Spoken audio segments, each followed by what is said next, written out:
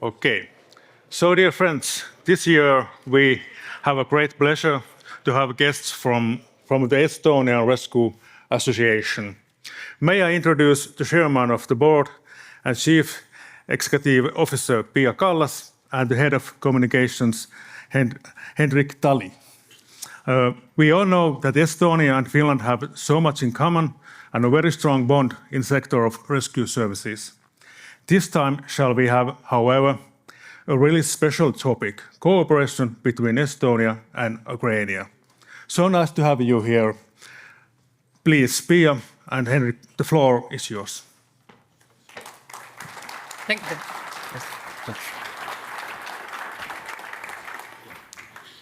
Terveisiä Virosta kaikille SSPLin perheille. On kunnia olla täällä. Kiitos Ari kutsusta. Kiitos. Me sitten tänään yhdessä Hendrikin kanssa esittelemme lyhyesti meidän organisaation töitä. Ja sitten hapuamme ukrainalaisen pelastajille. Sääli, valitettavasti he eivät pääse tänne, mutta terveisiä teillä, näiltäkin myös.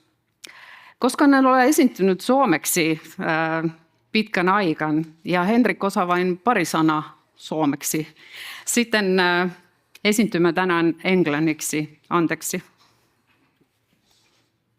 Yes, okay, that's cue for me. Hi everyone, I'm Hendrik. I'm head of communications, as introduced earlier. I'm sorry, I don't speak any Finnish. There's only some things I can say. One of those is jumalauta and 2 kilon siiga. Yeah, but that's not why we're here today. I'm gonna introduce you some of our organization, what the Estonian Rescue Association is doing, or Päästeliit, which is, I think, easy for you to say, unlike when we've been to Iceland or Ukraine, where they don't have the So, there you go. So first off, a small history lesson. Estonia, as you know, is 108 years old. We're same in that. And also one of the most important subjects of our firefighting history was made in 1919, when the Estonian Firefighters Association was created. So a century later, we created the Estonian Rescue Association, which is us now. And at one point, we actually united the two organizations together. So now there's only the Estonian Rescue Association who continues to represent the old volunteer firefighters of Estonia. So to talk more about our organization, what we're doing. So we are kind of like SSPL. We are an umbrella organization for the small NGOs all across Estonia who are volunteer firefighters. We have 125 members across Estonia with more than 3,000 volunteer rescuers, including in them. We don't have any persons under us. Every member that we have is an NGO as well. So our core mission is to represent our volunteers, because sometimes the state does not do all the things that we would see that the state has to do. So we step in and stand for our volunteers so that they may continue to blossom and actually keep their own communities safe. We help communicate safety and readiness as well. And overall, our main objective is to contribute to civil society, which is also what everyone here is doing every single day. An overview of how the Estonian system is built for us. So we are not on top of the chain. It's just to show you how it works. So we have 3 kind of main areas, expertises. So there's the maritime rescue, all of the maritime rescuers are in contracts with the police and border patrol board. Then we have the land rescue, which are the firefighters, who are under the Estonian Rescue Board, or now it's the Estonian Rescue Services Agency, so they renamed themselves. And they are all in contract with the rescue services. And then we have also a special category, which is the special rescue. So there's water dogs that save from water. We have search and rescue people who go out into the woods to search, and all kinds of different new ways to do searches and to actually rescue people. The organization itself has only 2 employees. That's me and Pia. But we have an advisory board which consists of 7 members today. So from each area of Estonia, and then the maritime rescue, and also the representative of the firefighters. The chimney sweepers, sorry. Here's a quick map of how we're situated around Estonia. So all the red dots are the land rescue depots or firefighters, and the blue ones are the maritime rescue ones. This is kind of a bit outdated. There are some new dots on there as well, because we have every year coming new members who want to be a part of our union. But to talk more about the firefighter. Can we get the next slide, please?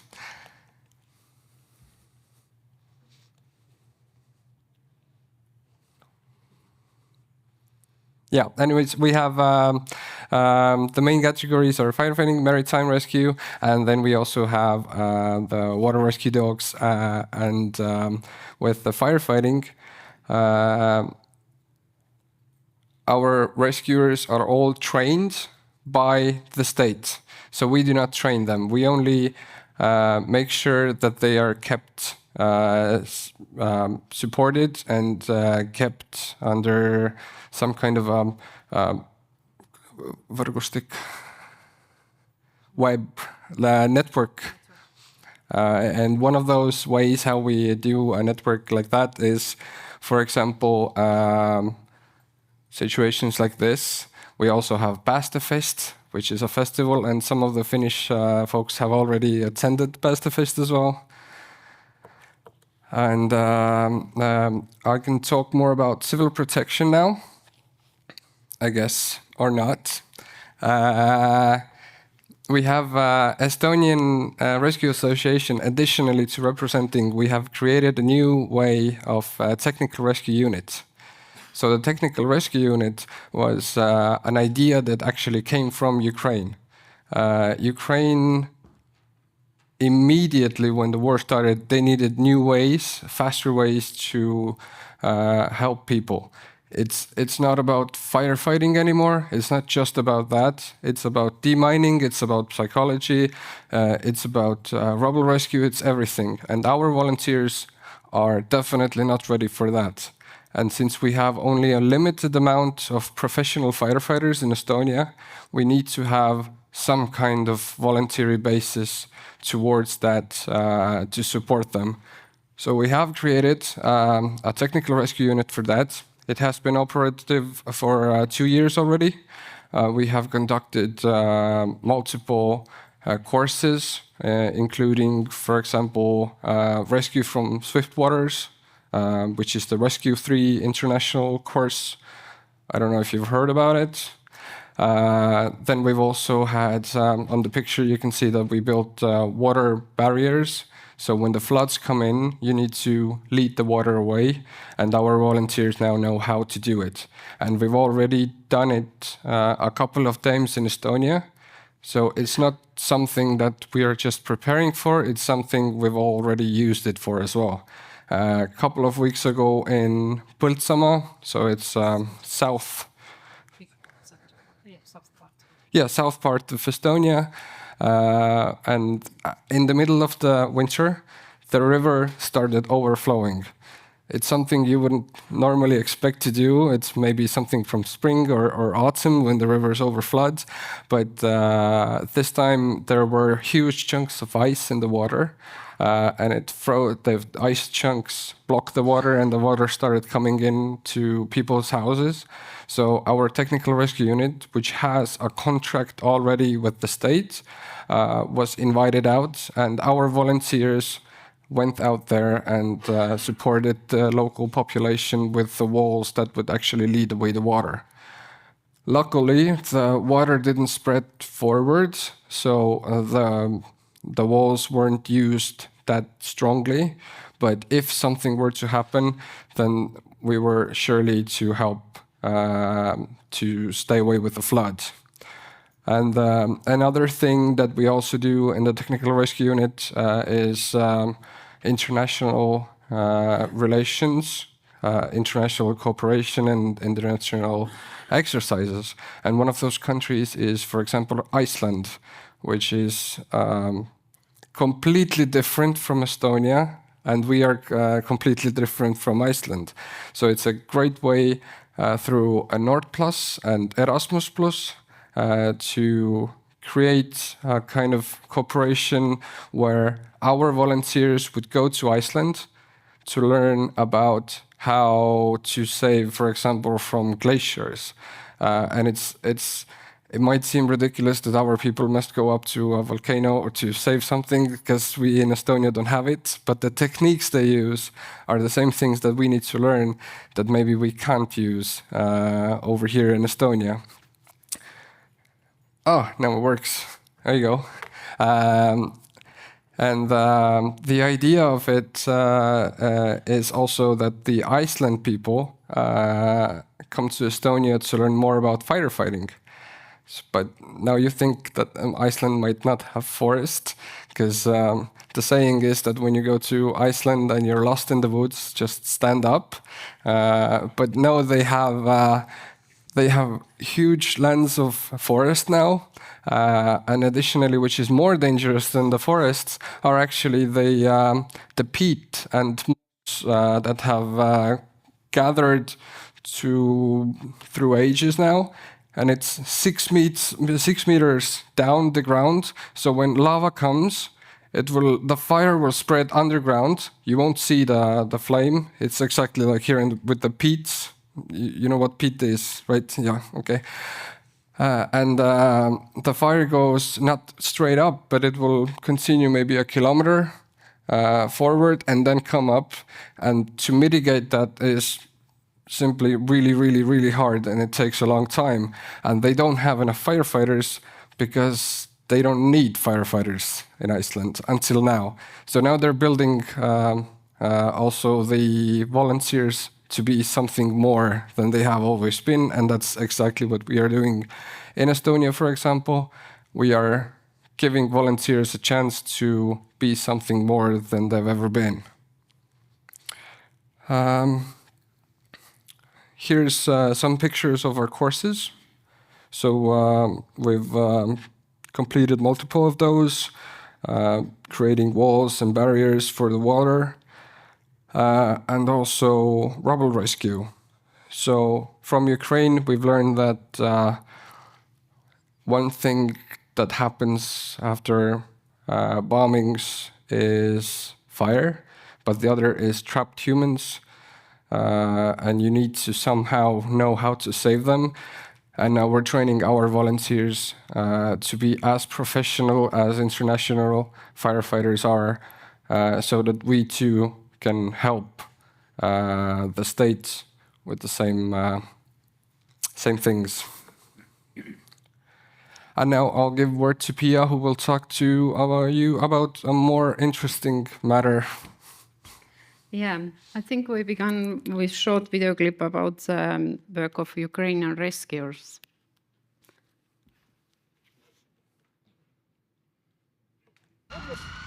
Темрява, вогонь, руїни. Все, Юля, все. Там, де здається, що все втрачено, ми поруч. Завжди. Ноги, ноги!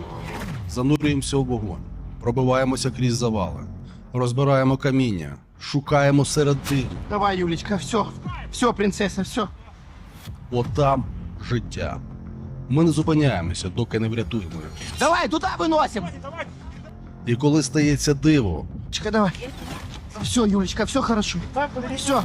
коли серце б'ється і звучить довгоочікуваний голос, ми знаємо, життя перемагає. Мы тебя спасли. Куколка, все.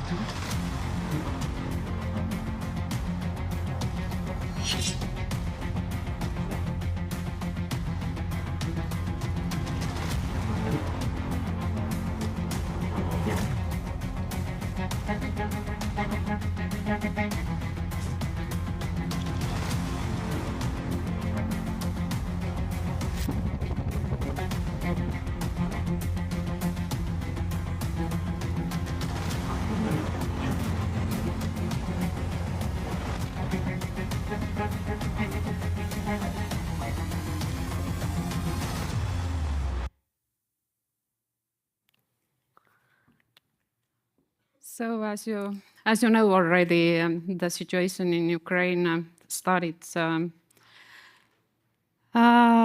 with the aggression on 2022, and to support them, we started to collect humanitarian aid in the first days of war, and especially to help Ukrainian colleagues.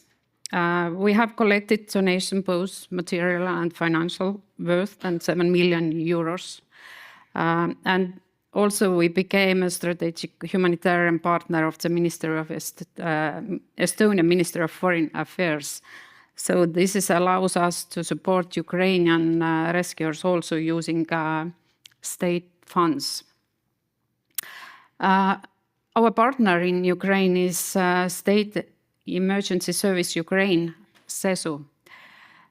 Since there was no organized volunteer rescue movement in Ukraine, we established contact with the state authority, and we are still keep going this aid and cooperation with SESU.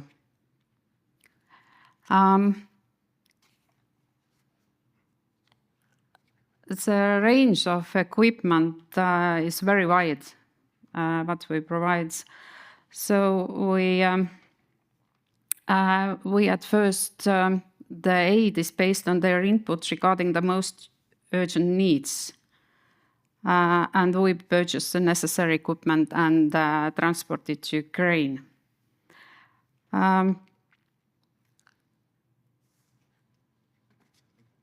As the mining is also the part of their duties, we have delivered equipment for this field, and addition to standard rescue equipment, we also have provided minibuses to mobile psychological support units and equipment for search and rescue dogs teams. So as you see here, as I told, the range is very wide. The field, what they the rescue field, what they are dealing or doing in this area is huge, and as you see in this slide, this demining robot we ordered directly from Croatia. That means Estonian Rescue Association never deal with demining, but we need to adapt and figure out what meaning this kind of equipment in this field, and we did that. I briefly want to show that this crane came from Finland, because this capacity or this is heavy vehicle is not possible to board from Estonia. So you are also the part of helping Ukraine with us. And the helping part is also is kind of done as development exercises. That means as you see, the kitchen, this is a mobile field kitchen, which is built with cooperation of companies specializing in military solution in Estonia. And that one is capable to feeding several hundred people very quickly. You can just move that different areas and where the rescuers need that mostly. I'm sure most of you have been outside during, I don't know, how many of you have finished the conscription service, for example?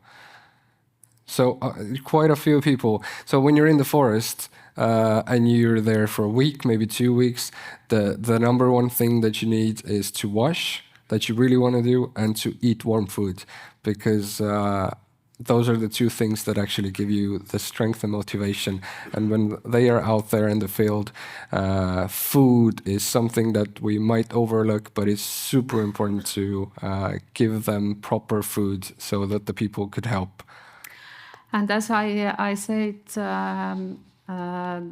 we also transport the aid to Ukraine, and we deliver that across Ukraine. This is a picture from Poltava, but we have delivered that from Lviv to Kharkiv. So as you knew that the distance between west and east part of Ukraine is huge. So that's a challenge also we faced.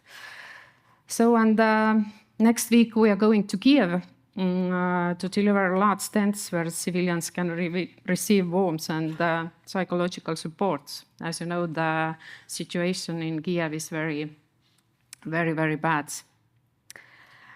And some pictures we have taken last year in May in Kiev. SSO is collecting the damaged technique to show that what this enemy is capable to do. And you can see how many damaged vehicles they had collected. And I think this is the very small part of what's happening in all across Ukraine. So the one kind of bright side, I can say, all this awful situation, is that SSO is ask us to be partners in joint training with their volunteers and their professionals as well. Professional firefighters. So in November last year, we visited Rivne training field with 12 people from our technical rescue unit, and we have possibility to be part of the usual day of Ukrainian rescuers. That means we need to. The exercise was built that we need at first, after the missile attack, to find the people under the rubble, and then give them first aid, and then also find if someone is still alive under the rubble, and also we try to rescue high-level kind of exercise. So when people are stuck in the multi-detached houses or kind of.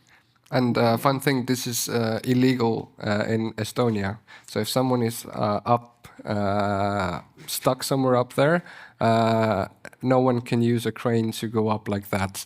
But in Ukraine, it's not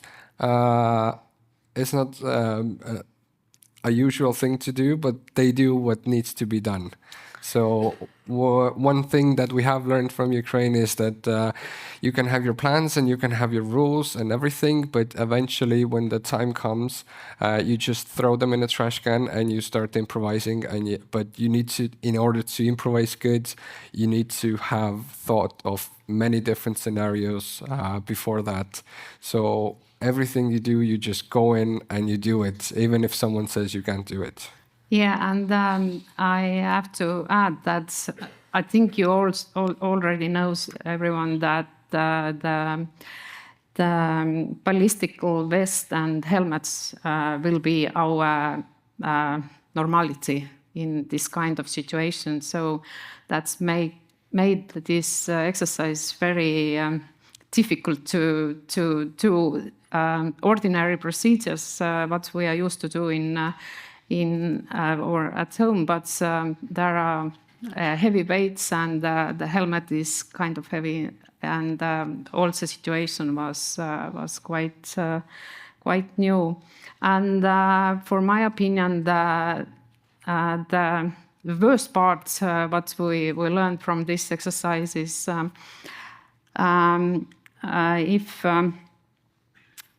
if during air raids, we civil people are, of course, they are going to the shelters, but also in the rescue situation, the firefighters also need to let these people, which they are already maybe saved at this field, and go outside also to the.